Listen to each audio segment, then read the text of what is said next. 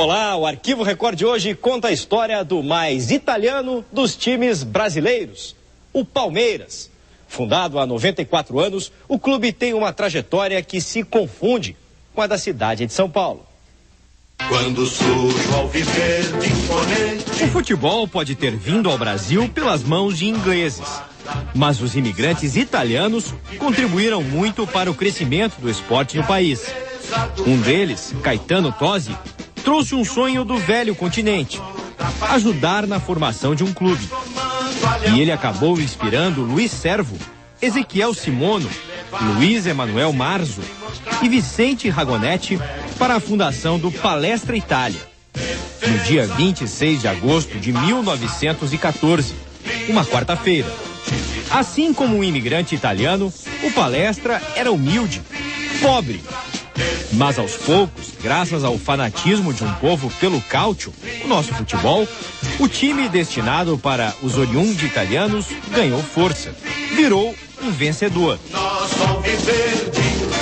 Logo no 6º ano de vida, conquistou o primeiro título, o Paulistão de 1920. A maior goleada do Palmeiras aconteceu no dia 8 de agosto de 1920. A partida, realizada no Palestra Itália contra o Internacional, era válida pelo Campeonato Paulista. O placar foi de 11-0. 22 anos depois, quando a Segunda Guerra Mundial fervia, o tradicional clube viveu um dos momentos mais difíceis da história. Chegou a ser ameaçado de perder o estádio e acabou sendo obrigado a mudar de nome, já que o Brasil era contra as forças do eixo, composto pelo Japão, a Alemanha e a Itália. Surgia a Sociedade Esportiva Palmeiras. E com o novo nome, o Palestra Itália ganhou logo mais um título, o de campeão do Paulistão de 42. Para isso, o time alviverde, que entrou levando a bandeira brasileira, passou pelo São Paulo na final. A primeira partida da história do Palmeiras foi uma prova de superação. Em 1915, o recém-inaugurado Palestra Itália estava prestes a falir. O dinheiro que o clube recebia da colônia italiana em São Paulo passou a ser enviado à Cruz Vermelha na Itália. O país passava pela Primeira Guerra Mundial. Foi quando surgiu a ideia de uma partida de futebol. O jogo seria uma forma de mostrar aos italianos que viviam no Brasil que investir no clube valia a pena. Mas para isso, era preciso uma vitória. E o Palmeiras conseguiu. Venceu a equipe do Savoia em Votorantim, no interior paulista, por 2-0 e ganhou seu primeiro troféu. Falar de todas as conquistas do clube nos mais de 90 anos de história é impossível.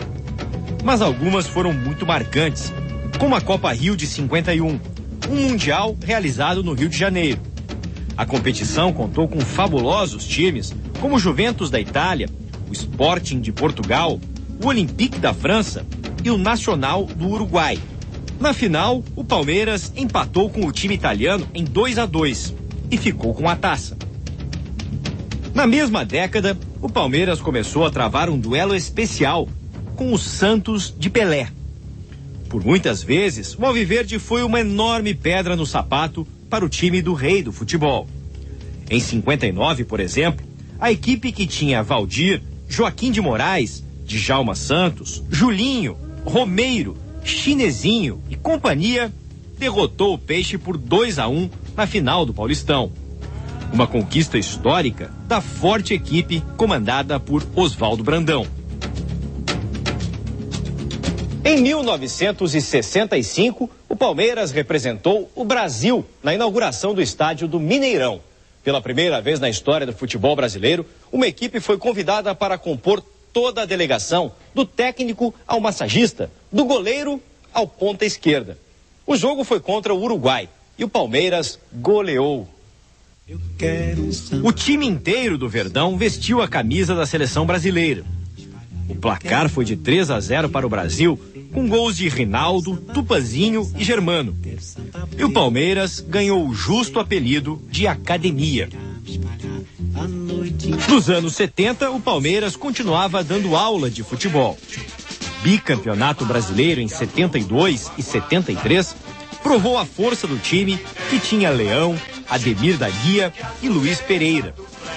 Mas faltava uma vitória especial sobre o arquirrival Corinthians, que aconteceu em 74, na final do Paulistão. O gol de Ronaldo, narrado por Fiore Gigliotti, molhou as arquibancadas do Morumbi com as lágrimas dos corintianos, que estavam sedentos por um título. Pela ponta, atenção, vai levantar, balão subindo, descendo, entrou, Leivinha, bola para Ronaldo,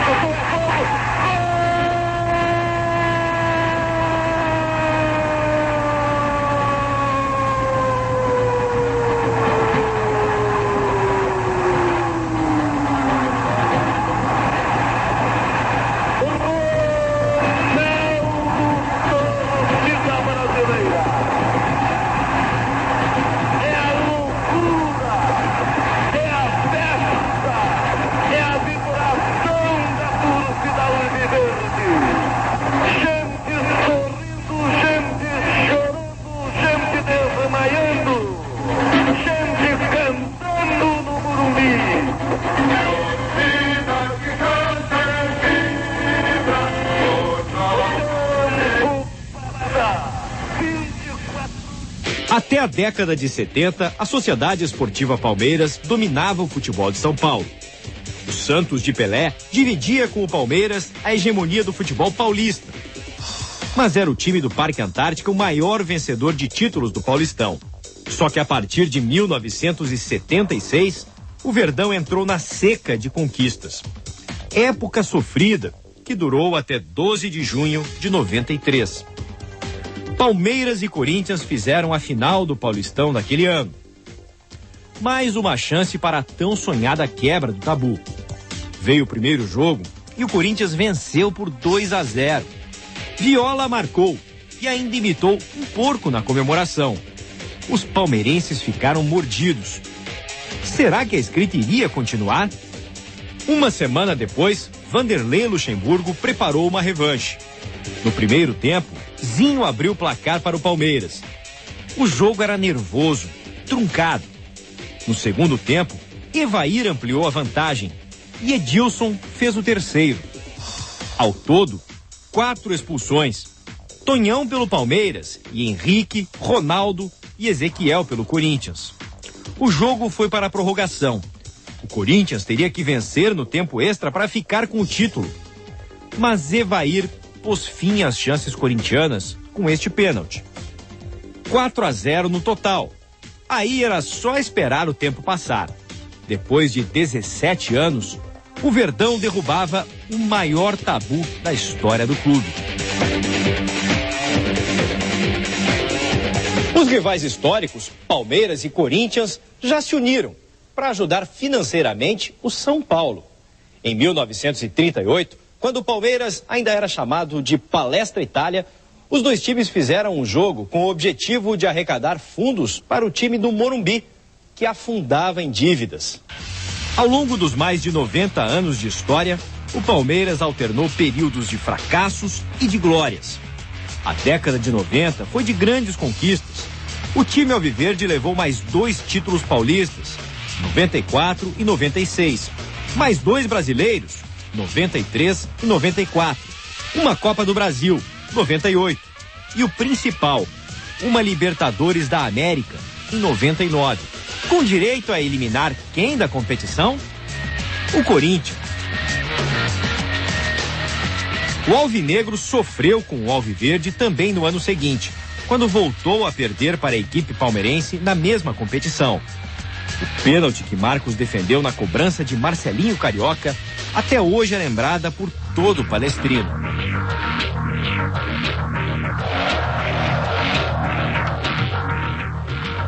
Nem mesmo a queda para a segunda divisão tirou a empolgação da Nação Verde, que deu um espetáculo à parte ao incentivar o time na conquista da Série B.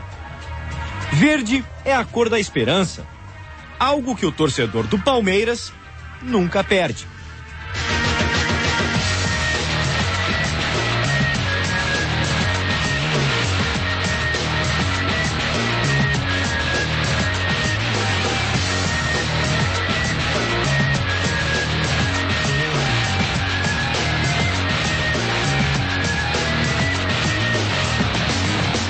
No próximo bloco, os grandes heróis da história do Palmeiras. Daqui a pouco, não perca.